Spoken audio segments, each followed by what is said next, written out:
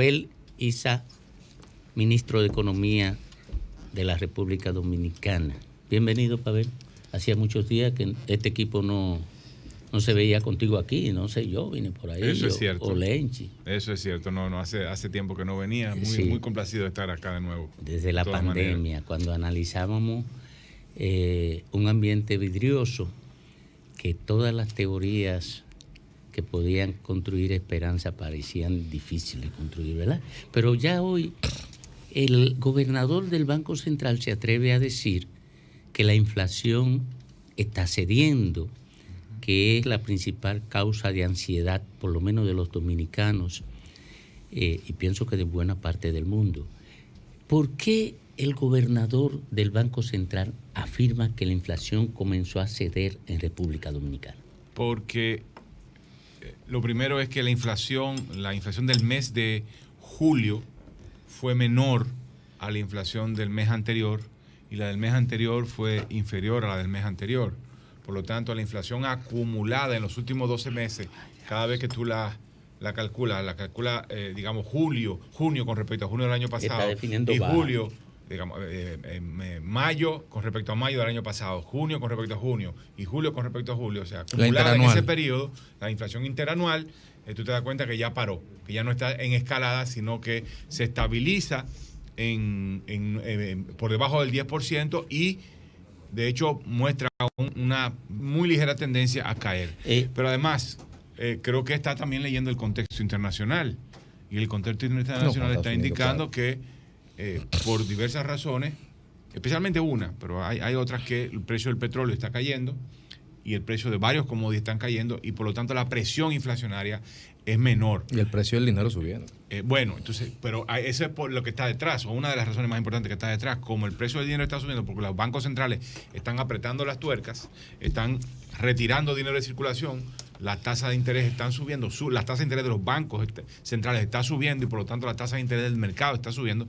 La tasa de interés de los bancos es la tasa de interés en la cual ellos, de los bancos centrales, hacen operaciones con los bancos comerciales, ¿no? Y si el Banco Central sube su tasa de interés, le cobra más caro a los bancos, pues los bancos también suben la suya. Entonces, todo eso está subiendo y está apuntando a que se está previendo un menor nivel de actividad económica en los meses por venir, y por lo tanto, ya se está viendo, y por lo tanto la demanda de commodities como petróleo se reduce. Y entonces, ¿qué hace el que va a comprar petróleo esperando venderlo un poco más caro después? Se contiene, no compra. Y entonces el que tiene petróleo dice: tú puedes bajar, quiero salir de esta, antes de que baje más. Antes de que baje más, quiero salir de estas órdenes de compra, por decirlo así, ¿no? Y entonces el petróleo empieza a bajar. Entonces, la impresión que yo tengo, yo coincido plenamente con el Banco Central, así lo escribí en las redes sociales, es que la inflación empezó a ceder. Es que lo peor ha pasado. Lo que no sabemos es cuánto va a terminar. ¿Cuándo la inflación va a terminar, usando el lenguaje del Banco Central, convergiendo hacia los niveles, digamos, hacia la meta? O digamos, podemos pensar en los niveles históricos de inflación que andan por el 3-4%. No podría ser también con un mensaje desagradable de la economía, que algunos economistas europeos lo validan. Ellos plantean que ese puede ser el inicio de la recesión. Sí, eso es un temor que existe. Es decir, los bancos centrales han reaccionado ante los aumentos en los precios de muchos bienes, subiendo, digamos, retirando dinero de circulación, subiendo la tasa de interés, con el objetivo de que la economía se enfríe, que no crezca más. Porque ¿qué ha pasado? Que la economía se abrió, los hogares salieron a la calle a comprar, las empresas que habían postergado sus planes de inversión salieron a buscar bienes de capital, a invertir, a construir, y la demanda fue tan fuerte que la oferta no ha tenido capacidad de responder, porque muchas empresas quebraron o desaparecieron o se contrajeron, ¿no? Las cadenas de suministro se rompieron. Entonces no estaban los bienes y servicios allí para responder a esa demanda. El resultado fue un aumento de precios. Entonces los bancos ahora están, digamos, recogiendo vela, porque además, como dieron vela durante la pandemia para que los bancos sobrevivieran, para activar la economía como quieran, para mantener un nivel mínimo de actividad y aliviar la situación de la gente que estaba endeudada. Entonces ahora está recogiendo y por lo tanto el resultado es que la actividad económica empieza a decrecer. El temor es que los bancos centrales aprieten demasiado y lleven la economía a una recesión. Eso habrá que ver, habrá que medir quién ha sido más agresivo.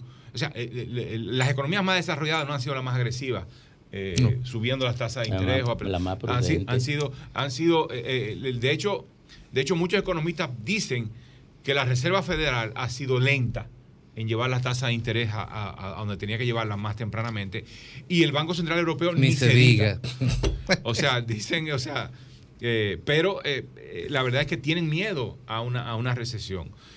Yo no sé si lleguemos a eso, pero hay temor en ese sentido. No puedo decir que vaya a pasar. Lo cierto es que, aunque los precios empiezan a caer y el peor, como decía Fafa hace un momento, lo peor haya pasado en términos de precios, pero puede venirte un golpe por el lado del nivel de actividad económica a nivel global.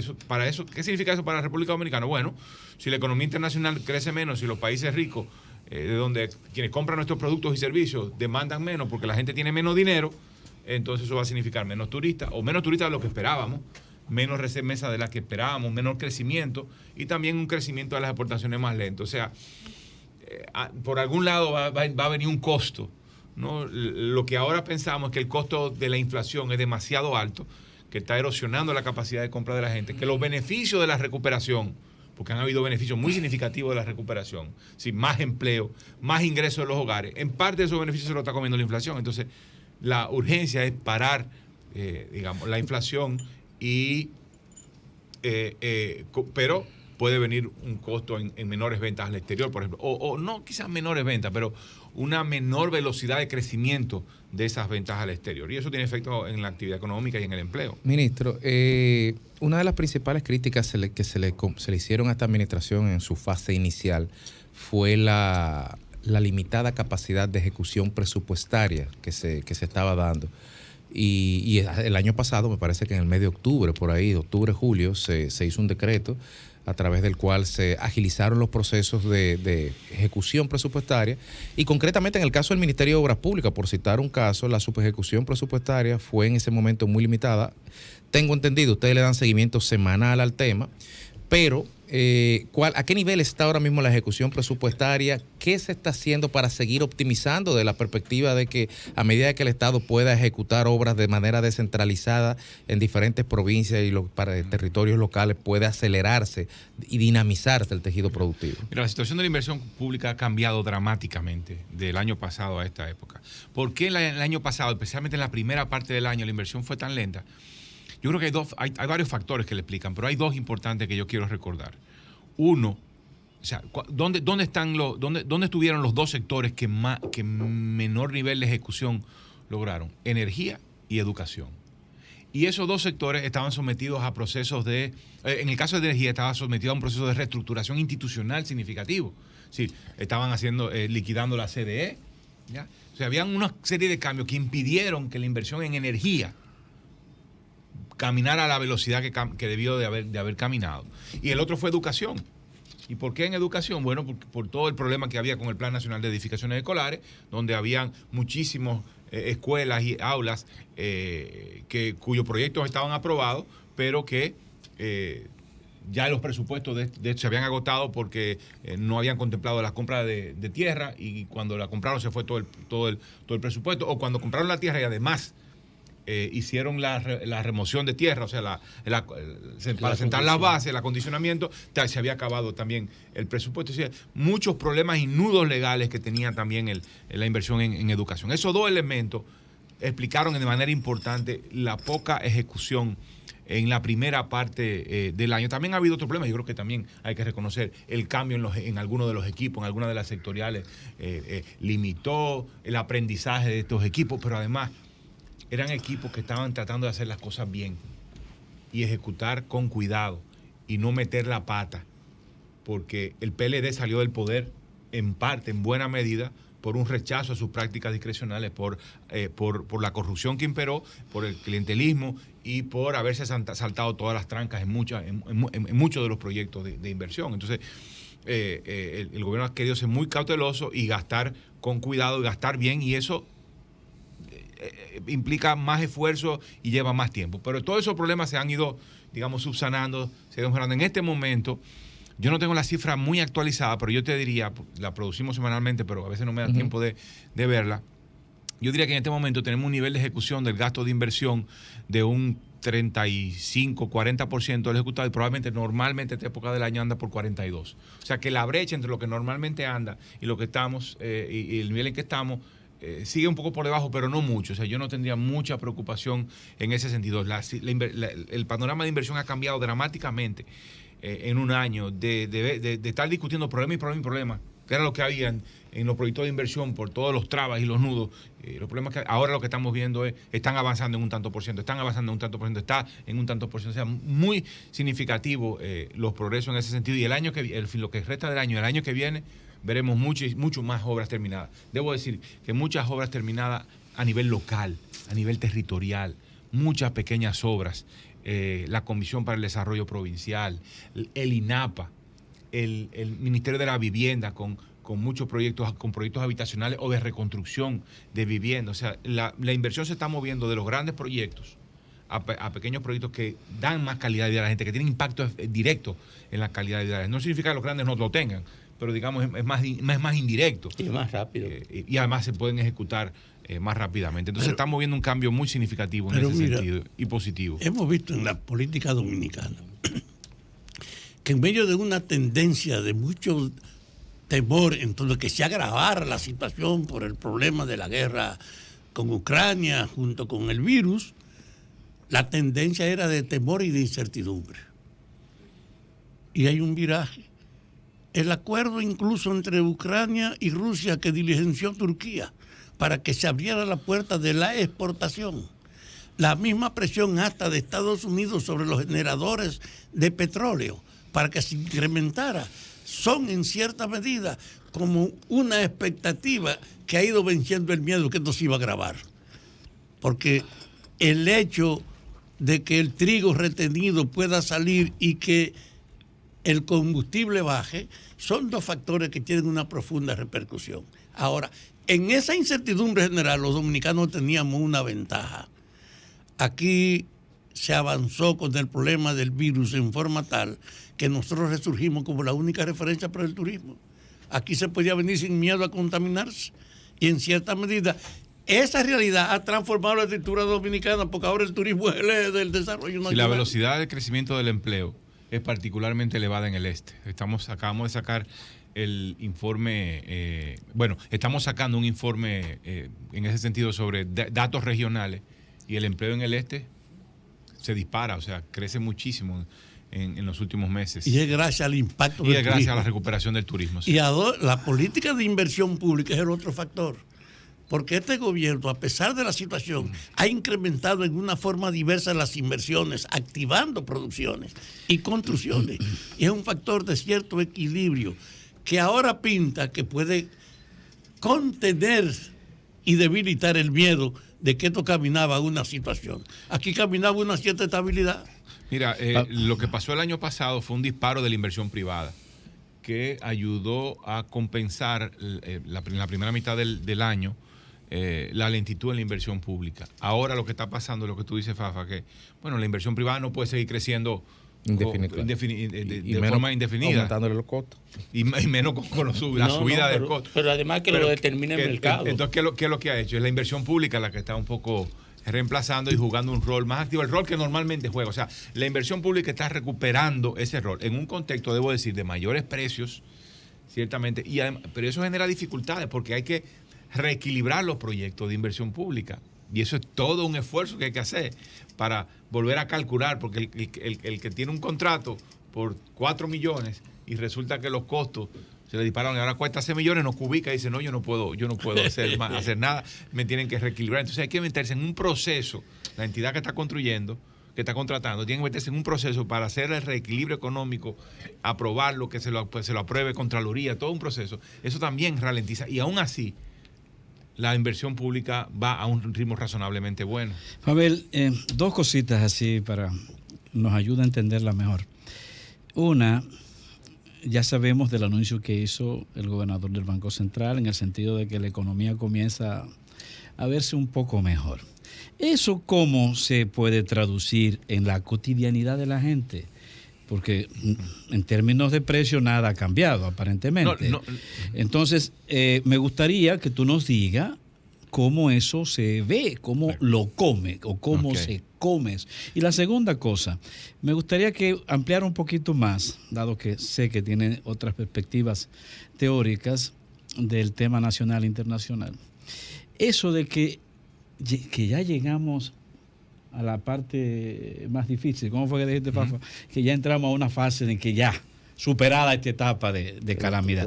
Eso, ¿hasta dónde eso puede tener soporte, sabiéndose que hay amenazas de recesión fuerte en el mundo, especialmente en Europa, en los Estados Unidos, con estos problemas que tiene, por ejemplo, Alemania, que es una de las fuerzas fundamentales de la vida económica, en una situación bastante nueva para Alemania, con hasta manifestaciones de reclamo de empleo en la calle?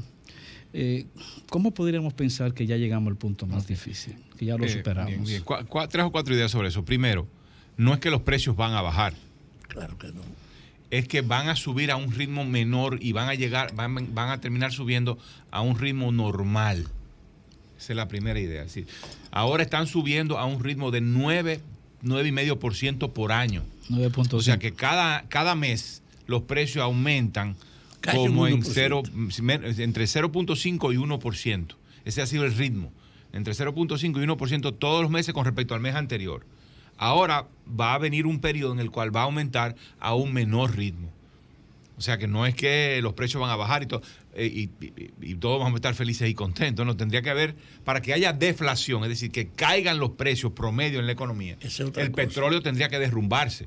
Claro. Y mejor no cuentes con eso. Pudiera ser. Si la economía cae en una profunda recesión, entonces los pedidos de petróleo se detienen, los precios se derrumban. Pero se derrumba todo. Pero lo que pasa es que se derrumba todo. O sea, no es solo los precios, es que se cae la demanda en la economía, mundial. Se cae la producción. Entonces tú no quieres ver eso. Entonces la primera idea que yo decía era, uno, es que el ritmo de crecimiento de los precios va a ser menor. La segunda idea es que en la medida en que los ritmos de crecimiento de los precios es menor, pues la velocidad de crecimiento normal en una economía que crece bastante como la dominicana, de los ingresos laborales de la gente, va a sobrepasar o está sobrepasando el crecimiento de los precios.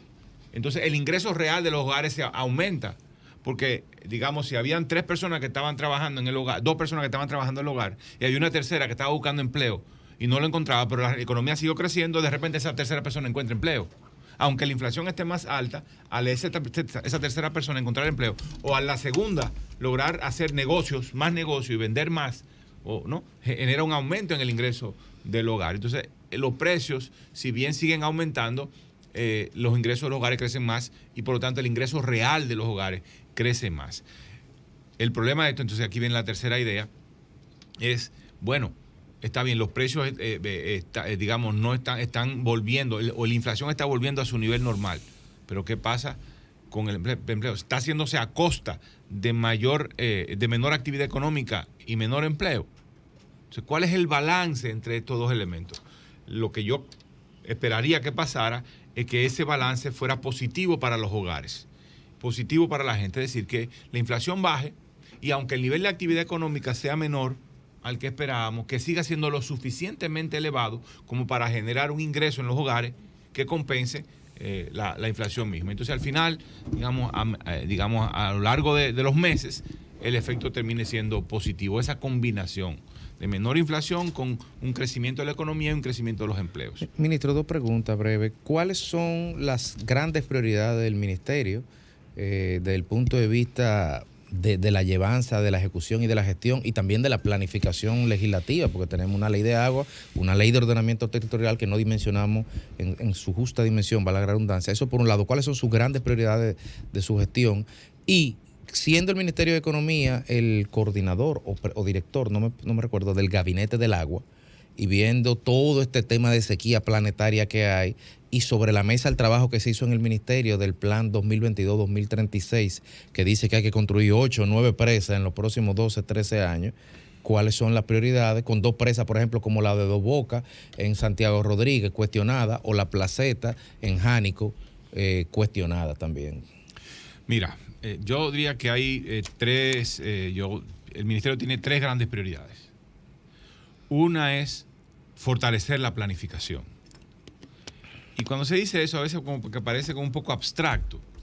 Eso, planificar significa identificar claramente cuáles son los problemas que tiene esta sociedad, este país, esta economía, y poner a los ministerios a trabajar en función de resolver esos problemas, identificando cuáles son las contribuciones que ese ministerio o esa entidad pública debe hacer para resolver ese problema a partir de un diagnóstico. Eso es planificar.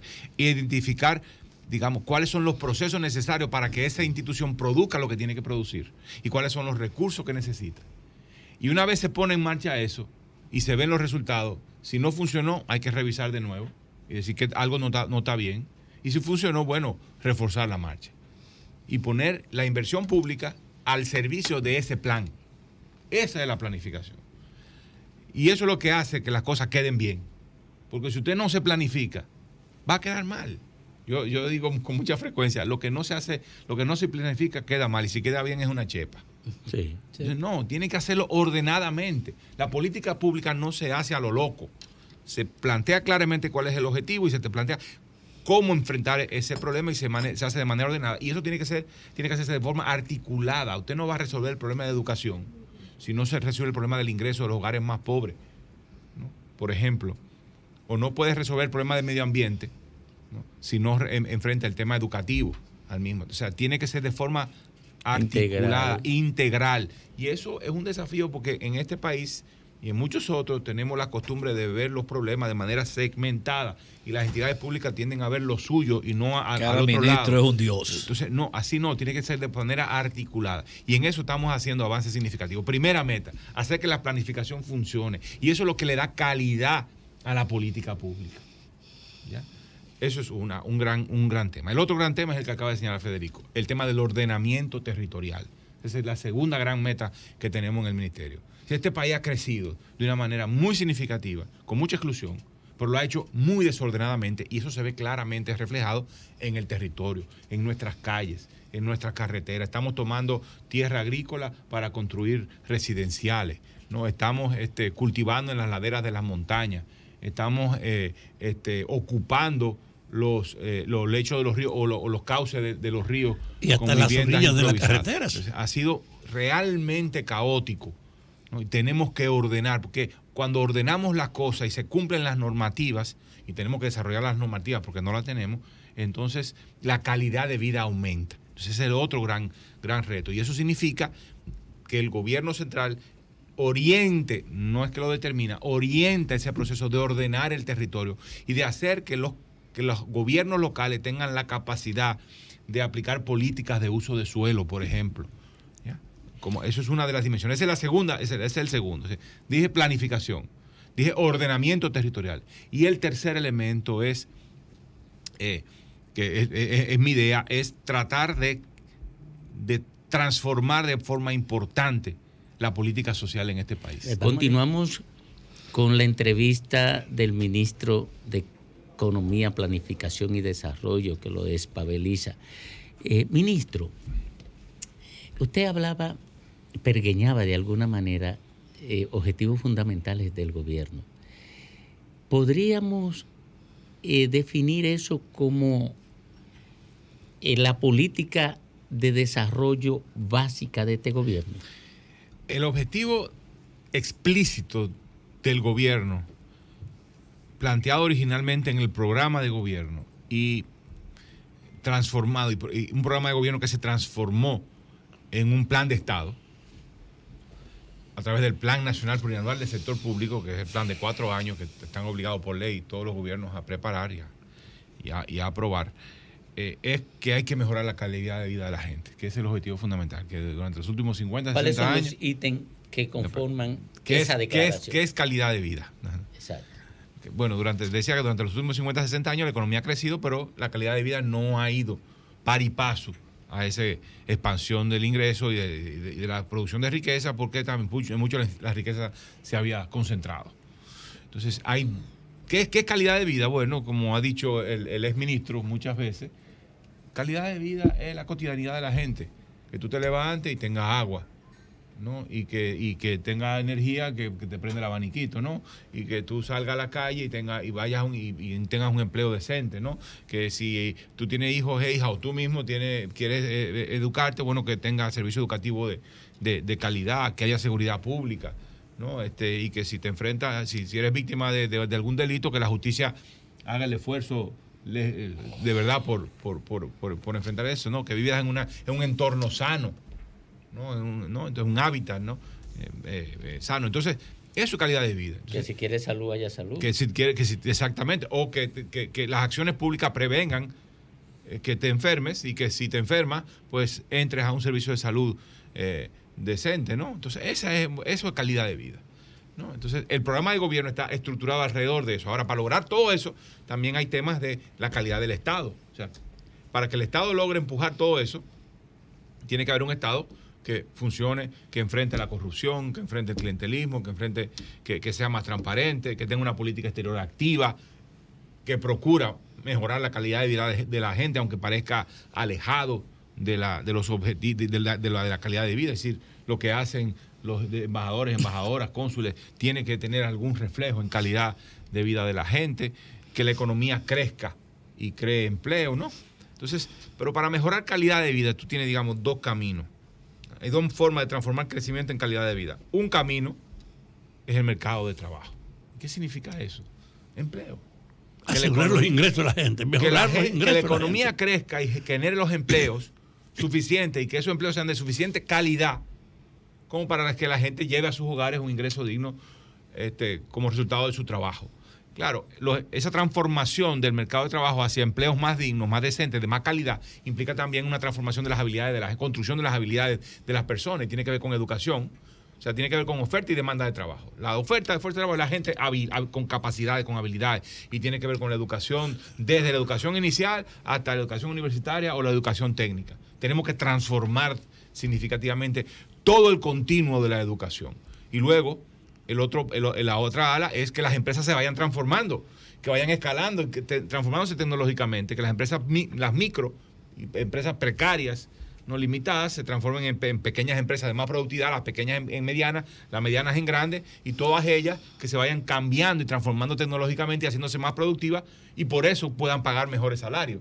Y demanden fuerza de trabajo de más calidad, ¿no? Eso es una vía, el mercado de trabajo. La otra vía es los servicios públicos, señores. Si hay algo que yo creo que de donde está cojeando esta sociedad en términos de calidad de vida, es la calidad de los servicios que provee el Estado directamente o que está llamado a regular. Salud, educación, para poner dos temas, ¿no? Transporte. Entonces, transporte, ya, protección del medio ambiente y procurar un hábitat sano, ¿no? Entonces, toda la política todo el esfuerzo del Ministerio de Economía, Planificación y Desarrollo está puesto en hacer que la política generen ese tipo de resultados. Debo decir, en un entorno fiscal con muchas restricciones, es decir, con muy poco dinero para hacer todo esto. Pero no estamos en un momento para hablar de lograr tener más dinero en el fisco, que la situación económica internacional dice que lo prudente es esperar un momento más adecuado, desafortunadamente. Pero tenemos que eventualmente poner al Estado en capacidad de ofrecer mejores servicios públicos a través de más ingresos. En todo lo que es tu exposición, yo te iba a hacer una preguntita. En todo lo que es tu exposición, queda claro que sin una visión global de la política no se mejora la realidad. Y el hecho de que tu jefe, hasta hace poco, ahora es el jefe del medio ambiente, indica que eso puede facilitar que la coherencia en la política económica tenga un refuerzo en una política también coherente del medio ambiente. Porque así como uno piensa en la vida de la gente, la atmósfera general de la vida tenía mucho que ver con la anarquía que también se estaba produciendo en el medio ambiente y el deterioro general. Que ahora, en esa visión que hay que armonizar, el medio ambiente es un recurso distinto en el trato. Eso me permite, este comentario tuyo, Fran, me permite conectar comentario porque él no hace preguntas, tú ves, es lo que hace pero estimula, pero un comentario estimulante. Sí. Me permite comentar con algo que me preguntó Federico hace un momento. Es decir, teníamos dos temas. Hablé de ordenamiento territorial como misión importante, crear las bases para tener políticas de ordenamiento del territorio, y eso se hace con medio ambiente, muy estrechamente, y con los gobiernos locales, por supuesto, ¿no? Principalmente. Pero luego también está el tema de agua, que el ministerio está empujándolo. Nuestro ministerio está empujando la aprobación de una nueva ley de agua que provee el marco para gestionar el recurso hídrico. Y que está asociado también al ordenamiento territorial. Y está asociado al ordenamiento territorial y a la protección de los recursos naturales, ¿no? Entonces, ahí hay dos puntos de encuentro muy grandes entre el Ministerio de Economía y el Ministerio de Medio Ambiente. Ahora ¿no? se facilita por el hecho de quién fue a medio ambiente saliendo de economía.